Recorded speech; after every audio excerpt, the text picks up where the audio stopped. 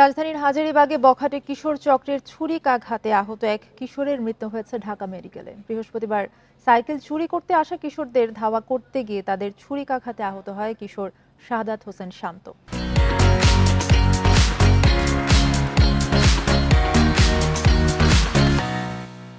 এ বিষয়ে আলোচনার জন্য যুক্তরাষ্ট্র থেকে যুক্ত হচ্ছেন ঢাকা বিশ্ববিদ্যালয়ের অপরাধ বিজ্ঞান চেয়ারম্যান খন্দকার ফারজানা রহমান। আপনাকে স্বাগত জানাচ্ছি ইন্ডিপেন্ডেন্ট সংবাদে। শুরুতেই আপনার কাছে জানতে চাইবো যে সম্প্রতি রাজধানীতে কিন্তু অপরাধ অনেক বেশি বেড়ে গেছে, এর কারণ কি বলে মনে করেন আপনি? আচ্ছা, ধন্যবাদ। প্রথমত হচ্ছে যে আমি ঢাকা বিশ্ববিদ্যালয়ের ক্রিমিনোলজি বিভাগের এক্স চেয়ারম্যান।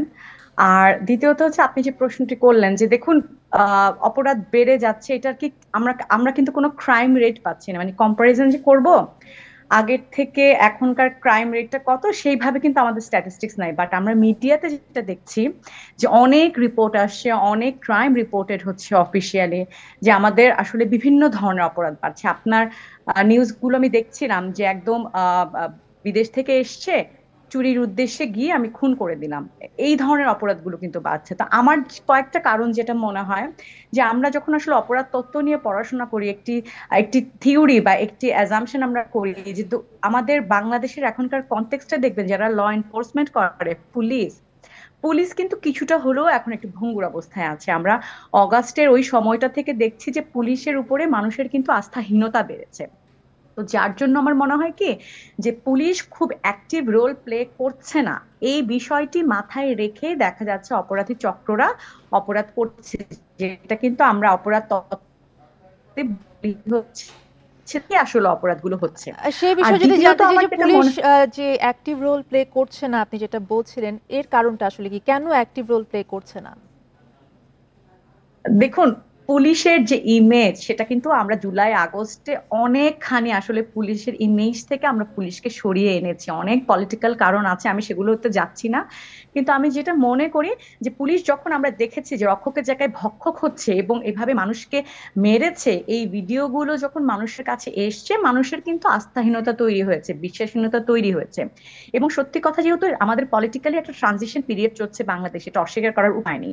এবং আমরা এখনো দেখছি, আমি যেটা বলতে চাই যে কোন একটি মানুষ হয়তো আগের আগের যে সরকারি দল করতো সেই দল করে দেখে তাকে আমি মেরে ফেলছি, এই যে এক ধরনের লাইসেন্স পাওয়ার যে এক ধরনের টেন্ডেন্সি সাধারণ মানুষের মধ্যে আসে, এটাও কিন্তু খুবই একটি আমি মনে করি যে চিন্তার বিষয়।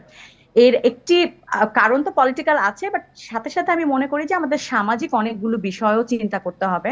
আপনি দেখবেন যে আমাদের সমাজের মধ্যে এই যে মানুষের সাথে মানুষের যেই সম্পর্ক, সেটাও কিন্তু অনেকখানি আমি মনে করি নষ্ট হয়ে গেছে। বিশ্বাসের জায়গায় বলুন, সহিষ্ণুতার জায়গায় বলুন, অন্য ধর্মকে একসেপ্ট করার জায়গায় বলুন, সেগুলো কিন্তু আস্তে আস্তে ভঙ্গুর হয়ে যাচ্ছে।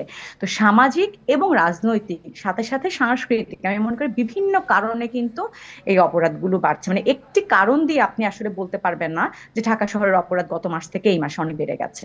সেক্ষেত্রে আসলে যেটা বারবার আপনি বলছিলেন আপনার কথার মধ্য দিয়ে, যে সাধারণ মানুষের মধ্যে কিন্তু আস্থাহীনতা তৈরি হয়েছে, আতঙ্ক তৈরি হয়েছে, যেটাই বলি না কেন, তা দূর করতে আসলে আপনার পরামর্শ কি, কি করা উচিত? ধন্যবাদ। আহ যে ইন্টারিম যে গভর্নমেন্ট আছে, আমি মনে করি তাদের একদম প্রথম দায়িত্ব হচ্ছে আইন শৃঙ্খলা পরিস্থিতির উন্নয়ন করা। আমি মনে করি যে অন্য কোনো অল্টারনেটিভ হতে পারে না। আইন শৃঙ্খলা পরিস্থিতির উন্নয়ন করতে গেলে অবশ্যই একটি শক্তিশালী ল এনফোর্সমেন্টের উপর প্রথমে জোর দিতে হবে। বিচার ব্যবস্থা কিংবা অন্যান্য সামাজিক ব্যবস্থা অবশ্যই গুরুত্বপূর্ণ, কিন্তু ল এনফোর্সমেন্ট এজেন্সিকে আপনার শক্তিশালী করতে হবে। আপনি দরকার হলে ট্রেনিং দিয়ে এবং কমিউনিটি পুলিশিং এর মাধ্যমে, আমি সবসময় কমিউনিটি পুলিশিং এর পক্ষে কথা বলি যে সমাজ এবং পুলিশের মধ্যে এক ধরনের এঙ্গেজমেন্ট না থাকলে কখনোই আপনি অপরাধ কিন্তু দমন করতে পারবেন না। ফর আ টাইম বিং আপনি অপরাধকে হয়তো কন্ট্রোল করতে পারবেন, কিন্তু একদম যদি অপরাধকে খুব লং টার্মে আপনি দমন করতে চান, সেই ক্ষেত্রে আপনার এই বিশ্বাসের জায়গাটি মজবুত করতে হবে। দুই নাম্বার হচ্ছে যেটা, পাঠ্যপুস্তক থেকে শুরু করে আমাদের শিক্ষা ব্যবস্থায় একটা আমূল পরিবর্তন আনতে হবে।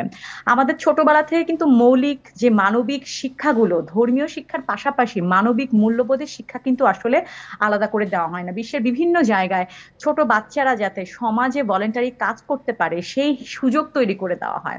আমাদের আসলে পরিবারকে দায়িত্ব দেওয়া হয় মূল্যবোধ শিখাও, পরিবার অনেক ক্ষেত্রে সেটা ফেল করে, কারণ বাবা মা দুজনই ব্যস্ত থাকে, সেই সুযোগটা তৈরি হয় না।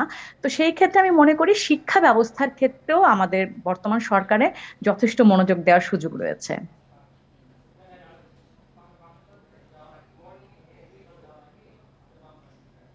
জি, আপনাকে অনেক ধন্যবাদ আমাদের সাথে যুক্ত হওয়ার জন্য।